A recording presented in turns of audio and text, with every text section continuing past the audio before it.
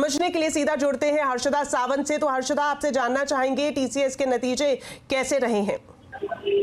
TCS के नतीजे in fact उम्मीद से काफी बेहतर है। खासतौर से मुनाफा जो 12,040 करोड़ पर आया है, मार्जिन अपेक्षा थोड़े से गिरकर आएंगे, दबाव है, लेकिन 24.5% के बजाय 24.7% का मार्जिन बुरा नहीं है।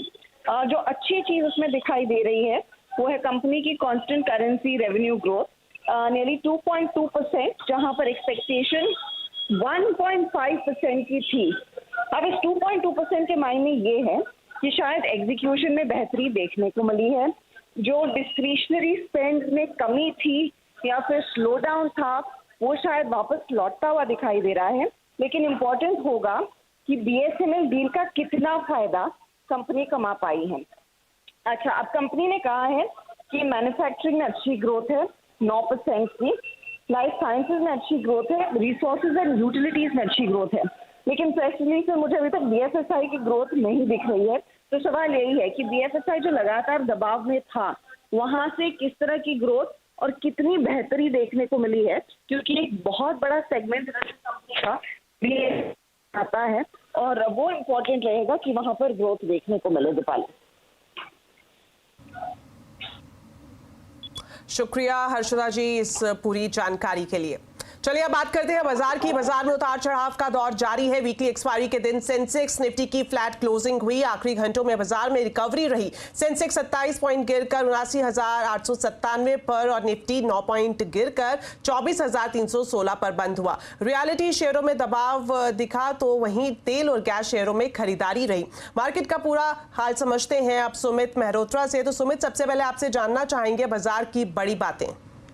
देखिए, आज वीकली एक्सपायरी का दिन था। भारतीय बाजारों की शुरुआत तो कमजोर साइड पर हुई, लेकिन स्लोली मार्केट ने रिकवरी दिखाई और लास्ट आवर में एक बढ़िया रिकवरी के साथ मार्केट्स फ्लैट साइड पे जाके कहीं बंद होते हुए दिखाई पड़े। निफ्टी बैंक की तरफ से रिकवरी आई और कुछ हद तक जो कंट्रीब्यूशन था उसमें ऑयल एंड गैस की तरफ से एक अच्छा पार्टिसिपेशन आज के सत्र में आता हुआ दिखाई पड़ा। सेंसेक्स और निफ्टी फ्लैट रहे। मिड कैप स्मॉल कैप में खरीदारी का दौर बनता हुआ दिखाई पड़ा। रियल्टी शेयरों में कुछ हद तक दबाव आज के सत्र में देखने को मिला। एफएमसीजी की तरफ से पार्टिसिपेशन था, आईटी की तरफ से थोड़ा बहुत पार्टिसिपेशन था, ऑटो, फार्मा, पावर यहाँ पर कुछ हद तक बिकवाली आज के सत्र में देखने को मिली। लेकिन ओवरऑल एक अच्छी रिकवरी के साथ मार्केट आज फ्लैट साइड पे जाके कहीं बंद होते हुए दिखाई पड़े। सुमित, ये भी जानना चाहेंगे किन शेयर्स में एक्शन दिखा, कहां सुस्ती रही? देखिए, आज निफ्टी के टॉप गेनर्स में आपको एनर्जी स्पेस दिखाई पड़ेगा। इसमें ऑयल एंड गैस से मेजर ओएनजीसी 2.5% की तेजी यहां रही। कोल इंडिया 2% के आसपास चढ़कर बंद हुआ। बीपीसीएल 2% का उछाल रहा। आईटीसी एफएमसीजी से लीड कर रहा था, 1.5% की खरीदारी यहां देखने को मिली। गिरने वाले शेयरों में टाटा कंज्यूमर 2% नीचे, बजाज फाइनेंस 1.5% नीचे, डीवी स्लैब 1% नीचे और एम&एम करीब 1.25% के आसपास की बिकवाली यहां पर देखने को मिली। इसके अलावा मिड कैप के बढ़ने वाले शेयरों में ऑयल इंडिया 8% ऊपर, माजगांव डॉक 7% ऊपर, एसजेवीएन 8% की तेजी यहां पर, एनएचपीसी करीब 5% के आसपास का उछाल यहां देखने को मिला। गिरने वाले शेयरों में ट्यूब इन्वेस्टमेंट 6.5% नीचे, मैक्रोटेक डेवलपर 3% नीचे, डिलीवरी 2.5% नीचे, टाटा एलेक्सी में नंबर्स का इंपैक्ट करीब 2.25% के आसपास की गिरावट यहां पर देखने को मिली। शुक्रिया सुमित इस पूरे मार्केट अपडेट के लिए। आज प्रधानमंत्री नरेंद्र मोदी ने जाने माने अर्थशास्त्रियों के साथ एक बड़ी बैठक की है। बजट से पहले हुई इस बैठक को काफी अहम माना जा रहा है। डिटेल्स लेते हैं मेरे वरिष्ठ सहयोगी लक्ष्मण रॉय से। तो लक्ष्मण जी, बताएं इस बैठक में किन मुद्दों पर चर्चा की गई, क्या मकसद रहा इस बैठक का? देखिए, इस बैठक का 2 मकसद था। एक तो पहला तात्कालिक लक्ष्य को पूरा करना, दूसरा है लॉन्ग टर्म प्लानिंग करना। तात्कालिक लक्ष्य के लिए 23 मार्च को जो बजट पेश किया जाना है, उस बजट से पहले अर्थशास्त्रियों के साथ बातचीत करके प्रधानमंत्री ये समझना चाह रहे थे कि आखिर तत्काल कौन कौन से कदम उठाए जाने चाहिए और बजट में ऐसी कौन सी सिफारिशें जिनको लागू करना चाहिए। और इसका मुख्य फोकस ये रहा कि कैसे रोजगार पैदा किया जाए, अलग अलग सेक्टर में ग्रोथ की रफ्तार को कैसे तेज किया जाए और जो विकसित भारत का लक्ष्य है उसे पूरा किया जाए। तो यहाँ पे आपको अलग अलग अर्थशास्त्री थे, साथ ही साथ आपको नीति आयोग के उपाध्यक्ष थे, नीति आयोग के सीईओ थे, प्रधानमंत्री थे, वित्त मंत्री यहाँ पे थी और प्रधानमंत्री के मुख्य सचिव इस बैठक में मौजूद थे। और इस बैठक में 3 बातों पर खास फोकस किया गया। पहला तो एक, रोजगार पैदा करने के लिए क्या कुछ कदम उठाए जाने चाहिए थे। पिछले दिनों जो प्रोडक्शन लिंक्ड इंसेंटिव स्कीम का ऐलान किया गया वो कितना सफल रहा, क्या उसका दायरा और बढ़ाना चाहिए, इस तरफ चर्चा हुई। दूसरा ये था कि हर सेक्टर में किन किन चीज़ों पे ज़रूरत है, खासतौर से ग्लोबल वैल्यू सप्लाई चेन को कैसे बढ़ावा देना है, उसमें भारत अपनी भागीदारी कैसे बढ़ाए, ये एक बैठक का महत्वपूर्ण हिस्सा था। और ग्रामीण क्षेत्रों में खासतौर से वहाँ से जहाँ से डिमांड ज़्यादा बन सकती है, जहाँ पर डिमांड पैदा करने की क्षमता है, उसको कैसे हम लोग ज़्यादा प्रभावशाली तरीके से उस तरफ कदम उठा सकते हैं। तो ये सारे मुद्दे निकल कर आए हैं और इन मुद्दों की झलक आपको बजट में देखने को मिलेगी, कुछ झलक 100 दिन के एजेंडे में देखने को मिलेगी और कुछ झलक जो 5 साल का योजना सरकार बना रही है उस रोड मैप में भी इस बैठक की झलक आपको देखने को मिलेगी। जी ठीक है लक्ष्मण जी, आप हमारे साथ बने रहे, एक और खबर पर आपके पास वापस लौटेंगे। इस बार के बजट में शिपिंग सेक्टर के लिए बड़े ऐलान हो सकते हैं। सीएनबीसी आवाज को मिली एक्सक्लूसिव जानकारी के मुताबिक मैरीटाइम डेवलपमेंट फंड और हरित नौका स्कीम की घोषणा इस बजट में की जा सकती है। खबर को पूरी तरह से समझने के लिए एक बार फिर से जुड़ते हैं लक्ष्मण जी से। तो लक्ष्मण जी बताएं, क्या डिटेल्स हैं आपके पास? देखिए, यहाँ पे शिपिंग सेक्टर में सरकार का मुख्य फोकस इस बात पर है कैसे आत्मनिर्भरता बनाई जाए। फिलहाल शिपिंग सेक्टर में सबसे बड़ी दिक्कत यह है कि एक बड़ी रकम हर साल शिपिंग लीज के तौर पर चली जाती है। दुनिया में भारत की जो शिपिंग है उसमें भारत के अपने शिप जो है मुश्किल से 2% के आसपास है, उसको कैसे बढ़ावा दिया जाए। तो शिपिंग सेक्टर में आत्मनिर्भरता को बढ़ावा देने के लिए यहाँ पे मैरीटाइम डेवलपमेंट फंड यानी MDF का ऐलान किया जा सकता है। इस MDF के तहत करीब 15 से 20 हज़ार करोड़ रुपए के शुरुआती फंड का आवंटन हो सकता है। इस फंड के जरिए उन कंपनियों को जो शिप बनाना चाहती है उनको लंबे समय के लिए सस्ती ब्याज दरों पर आसान शर्तों पर कर्ज मुहैया कराया जाएगा। ये इसलिए जरूरी था क्योंकि शिप बनाने वाली कंपनियों को मोटे पैसे की जरूरत पड़ती है, लेकिन लंबे समय के लिए फाइनेंस आसानी से मिलना काफी मुश्किल होता है। इसलिए MDF बनाने का प्रस्ताव है। इस प्रस्ताव पर शिपिंग मंत्रालय में सहमति बन चुकी है, शिपिंग मंत्रालय से मंजूरी मिल चुकी है। अब इसको वित्त मंत्रालय के पास भेजा गया है और माना यह जा रहा है कि वित्त मंत्री अपने बजट भाषण में इसका ऐलान भी करते हुए दिखे। दूसरा जो बड़ा प्रस्ताव है जिसको मंजूरी मिलने की संभावना है, बजट में जगह मिल सकती है, वो आपको हरित नौका स्कीम। हरित नौका स्कीम के तहत कोशिश इस बात की जा रही है कि नदियों में जो भी शिप चल रहे हो वो हाइड्रोजन पर चले, यानी उसका प्रदूषण बिल्कुल ना हो, प्रदूषण खत्म किया जा सके। जहाजों की वजह से, शिप की वजह से जो प्रदूषण होता है नदियों में, इसे खत्म किया जाए। तो इसके लिए हरित नौका स्कीम का ऐलान किया जा सकता है। इसके तहत हरित नौका खासतौर से हाइड्रोजन से चलने वाले जो शिप हैं उसके निर्माण पर सरकार इंसेंटिव देने का ऐलान कर सकती है। तो शिपिंग सेक्टर को लेकर बजट में उम्मीद की जा रही है कि बहुत कुछ ऐलान हो सकता है। शुक्रिया लक्ष्मण जी इन दोनों खबर पर हमारे दर्शकों को विस्तार से जानकारी देने के लिए। चलिए बढ़ते हैं आगे, एक और बजट एक्सक्लूसिव खबर हम आपको बताते हैं। बजट में एक सेक्टर है जिसमें सरकार का बड़ा फोकस हो सकता है, वो है हेल्थ केयर। सूत्रों से मिल रही एक्सक्लूसिव जानकारी के मुताबिक इस बार वित्त मंत्री की तरफ से स्वास्थ्य मंत्रालय के लिए बजटीय सहायता में 30% तक का इजाफा देखने को मिल सकता है। साथ ही साथ ये भी जानकारी मिल रही है कि खास तौर पर जो वैक्सीनेशन अभियान है इसे फास्ट ट्रैक करने के लिए यहाँ पर वित्त मंत्री बड़े ऐलान कर सकती है। खास तौर पर अगर हम सर्वाइकल कैंसर की बात करें, उसकी वैक्सीन या फिर इन्फ्लुएंजा की वैक्सीन को सस्ता करने को लेकर इस बजट में बड़ी घोषणा देखने को मिल सकती है। इसके अलावा आयुष्मान भारत जो कि एक महत्वाकांक्षी योजना है स्वास्थ्य मंत्रालय की, इसके लिए एलोकेशन भी बढ़ाया जा सकता है और साथ ही साथ देश में 70 साल से ऊपर के जितने भी बुजुर्ग हैं उन्हें भी इसका फायदा देने का ऐलान इस बजट में किया जा सकता है।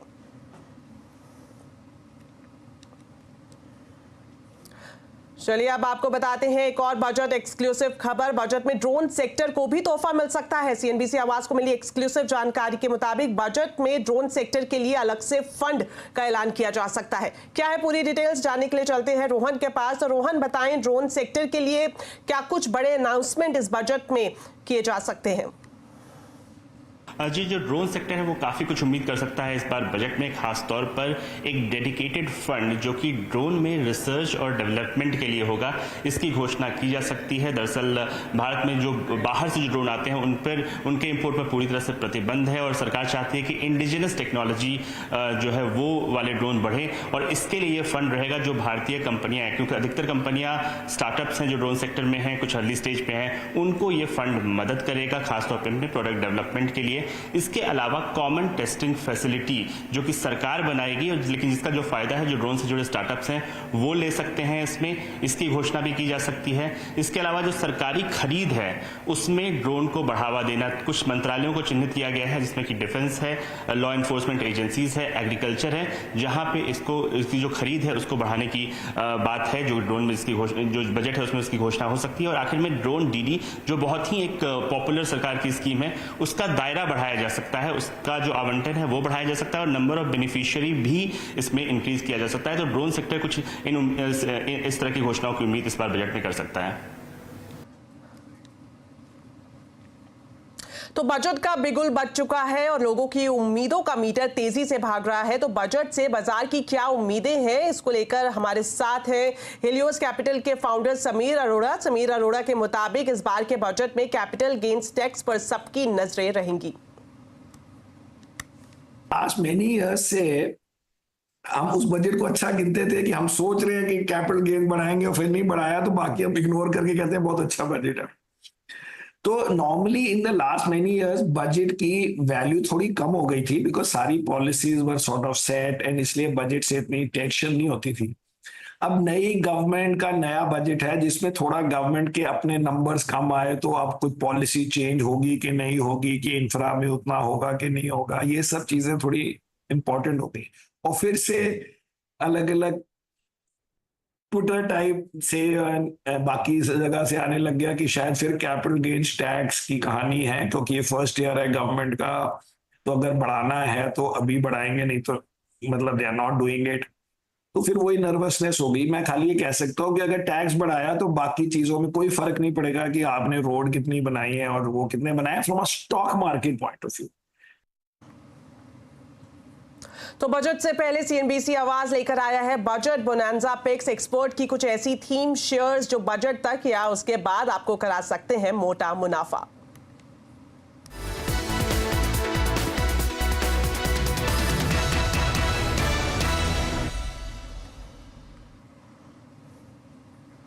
तो चलिए जानते हैं बजट बोनांजा में अम्बरीश और मानस जायसवाल को क्या पसंद है।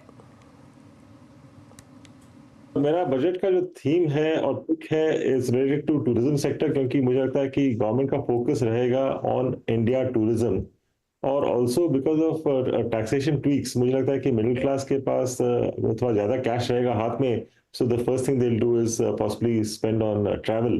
तो मेरा पिक है इजी ट्रिप प्लानर्स। ये second largest online travel platform है with about 2 crore customers, fastest growing and most profitable online platform है।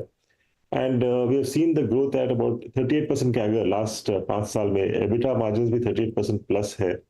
I mean Q4 में थोड़ा exceptional losses थे, but I think that's only one time। और यहाँ से CAGR expected है करीब 30% का, EBITDA CAGR expected है करीब 24% का। तो expected EPS for FY26 1.75 का है, और यह मेरा टारगेट बनता है 62 का। तो देखिए, चंबल फर्टिलाइजर में खरीदारी करने की राय रहेगी। पिछले मंथ स्टॉक ने 2022 के हाईज को ब्रीच किया था, उसके बाद हम कंसोलिडेशन देख रहे हैं, एक छोटा सा करेक्शन देख रहे हैं। 20 मूविंग एवरेज के अराउंड स्टॉक ट्रेड कर रहा है। यहाँ पर निवेश के मौके दिखते हैं। 449 के स्टॉप लॉस से खरीदारी करेंगे 600 के टारगेट के लिए। आ रहा है मोदी 3.0 का पहला बजट। विकसित और समृद्ध भारत का पूरा हो संकल्प। महंगाई घटे, ग्रोथ बढ़े, रिफॉर्म पर हो जोर, क्योंकि ये मार्केट मांगे मोड़। इंडस्ट्री को बूस्टर का इंतजार, यूथ का ख्वाब पास फॉर जॉब। इंफ्रा, एजुकेशन और हेल्थ पर भी खर्च बढ़ाने की दरकार। देश के ख्वाबों को कैसे पूरा करेगी सरकार? निर्मला सीतारामन का बिग बजट। सीएनबीसी आवाज पर अनुभवी पैनल बताएगा इस बजट का आपकी लाइफ पर क्या होगा असर। बड़ी उम्मीदों का बड़ा बजट, लेकिन मेरे साथ सपने होंगे सच, सिर्फ सीएनबीसी आवाज पर।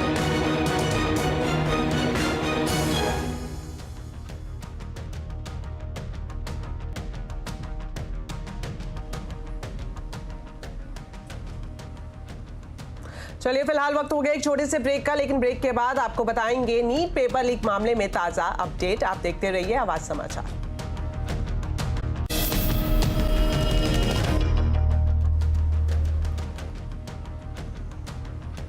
ब्रेक के बाद आपका स्वागत है और अब आपको खबर दिखाते हैं नीट पेपर लीक मामले से जुड़ी हुई। सुप्रीम कोर्ट में नीट पेपर लीक मामले पर सुनवाई टल गई है। अब अगली सुनवाई 18 जुलाई को होगी। केंद्र सरकार और सीबीआई ने सुप्रीम कोर्ट में हलफनामा दायर किया है। सरकार ने नीट के रीटेस्ट का विरोध किया है। ज्यादा जानकारी के लिए सीधा जुड़ते हैं असीम मनचंदा से। तो असीम, बताएं सुप्रीम कोर्ट से क्या अपडेट है नीट पेपर लीक मामले पर? Supreme court NEET UG test में हुई धांधली मामले में सुनवाई कर रहा है। सोमवार को जब इस मामले की सुनवाई हुई थी तो सुप्रीम कोर्ट ने कई सारे सवाल पूछे थे। सुप्रीम कोर्ट ने केंद्र सरकार से पूछा था, क्या बताइए, क्या बड़े पैमाने पर कोई लीक हुआ था, कितने छात्रों ने अनुचित तरीके से इसका लाभ उठाया, और ये सारी जानकारी सीबीआई से भी मांगी गई थी। आज जब कल देर रात को सीबीआई और केंद्र सरकार ने अपना जवाब इस पूरे मामले में दाखिल कर दिया। एनटीए कहना था कि एक बहुत ही छोटे पैमाने पर लीक था, सिर्फ स्थानीय एक जो जगह पर ही इस लीक को देखने को मिला। जो आईआईटी मद्रास ने भी इसका डाटा का विश्लेषण किया और आईआईटी मद्रास ने भी पाया कि इस मामले में लीक का दायरा काफी सीमित था। उन्होंने कहा कि जिन भी छात्रों ने इस एग्जाम में अनुचित तरीके का साधनों का उपयोग किया उनके खिलाफ कार्रवाई की जा रही है और केवल आशंकाओं के आधार पर 23 लाख छात्रों को दोबारा से परीक्षा में बैठने के लिए हम नहीं कह सकते हैं। आज जब इस मामले की सुनवाई हुई तो कई सारी जो अपोजिट पार्टियां थी उन्होंने कहा कि हमें अभी तक केंद्र सरकार और सीबीआई का एफिडेविट नहीं मिला है। तो सुप्रीम कोर्ट ने निर्देश दिए कि आप पहले इनका एफिडेविट दीजिए, तब हम इस मामले की सुनवाई करेंगे। अब इस पूरे मामले की सुनवाई 18 जुलाई को होगी। असीम, आप हमारे साथ बने रहे। एक और खबर पर आपका रुख करेंगे। सरकार टेलीकॉम सेक्टर में बड़े रिफॉर्म करने की तैयारी कर रही है। सूत्रों से मिल रही एक्सक्लूसिव जानकारी के मुताबिक दूरसंचार विभाग ने 16 जुलाई को एक अहम बैठक बुलाई है जिसमें इंडस्ट्री के सभी बड़े दिग्गज शामिल होंगे। ज्यादा जानकारी के लिए हमारे साथ असीम जुड़े हुए हैं। असीम, बताएं इस बड़ी बैठक का एजेंडा क्या है और इसमें कौन कौन शामिल होगा? नए दूरसंचार मंत्री ज्योतिरादित्य सिंधिया ने अपना कार्यभार संभाल लिया है और आते ही सेक्टर में बड़े टिकट के रिफॉर्म करने की तैयारी शुरू कर दी है। जो हमें सूत्र बता रहे हैं कि दूरसंचार विभाग ने इसके लिए 6 कमेटियों का गठन ऑलरेडी कर दिया है। अलग अलग वर्टिकल के लिए अलग अलग कमेटी बनाई गई है। टेलीकॉम कंपनियों के लिए अलग कमेटी बनी है, इंटरनेट सर्विस प्रोवाइडर्स के लिए अलग कमेटी बनाई गई है। इतना ही टेलीकॉम इक्विपमेंट मैन्युफैक्चरर्स हैं उनके लिए भी एक अलग कमेटी बनाई गई है। जो हमें सूत्र बता रहे हैं कि जल्दी ही जो टेलीकॉम कंपनियों की एडवाइजरी कमेटी है उनके स्टेक होल्डर्स की पहली बैठक होने वाली है। 16 जुलाई को ये बैठक होगी। इस बैठक से पहले सरकार ने सभी स्टेक होल्डर से कहा है कि आप अपने सुझाव हमें दे दीजिए। सरकार को ये सुझाव ऑलरेडी मिल गए हैं। जो हमें सूत्र बता रहे हैं कि इस बैठक के अंदर सुनील भारती मित्तल, आकाश अंबानी, एन चंद्रशेखरन, गोपाल विट्टल, केएम बिरला जैसे लोगों को इस बैठक में शामिल होने के लिए कहा गया है। सरकार इनसे डिस्कस करेगी कि टेलीकॉम सेक्टर के अंदर क्या क्या बड़े बड़े चेंजेस किए जा सकते हैं, कौन कौन से रिफॉर्म्स किए जा सकते हैं। तो इस बैठक के बाद सरकार एक नई रणनीति तैयार करेगी। जो टेलीकॉम कंपनियों की परेशानियां हैं सरकार उनको दूर करेगी और नए रिफॉर्म्स का एक प्रोसेस जो है वो शुरू करेगी। शुक्रिया असीम इन दोनों खबर पर जानकारी देने के लिए। चलिए अब आपको बताते हैं आज के कंज्यूमर अड्डा के टॉपिक के बारे में। बच्चों में वीडियो गेम का एडिक्शन पेरेंट्स के लिए बहुत बड़ी टेंशन बनता जा रहा है। ऑनलाइन गेम्स बच्चों के ब्रेन को ड्रेन कर रहे हैं, तो वीडियो गेम की खतरनाक लत से कैसे अपने बच्चों को बचाएं, जानने के लिए जरूर देखिए कंज्यूमर अड्डा आज शाम 5:57 पर।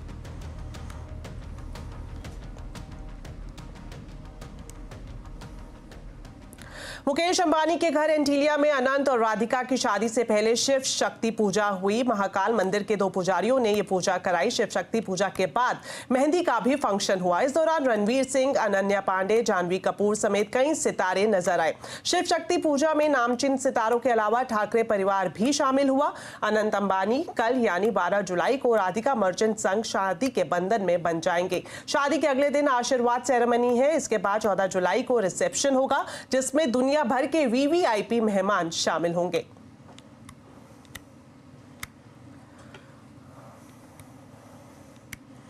तो बुलेटिन में फिलहाल इतना ही। आप खबरों पर अपडेट रहें, CNBC आवाज से जुड़े रहें हमारे सोशल मीडिया हैंडल्स के जरिए। नमस्कार।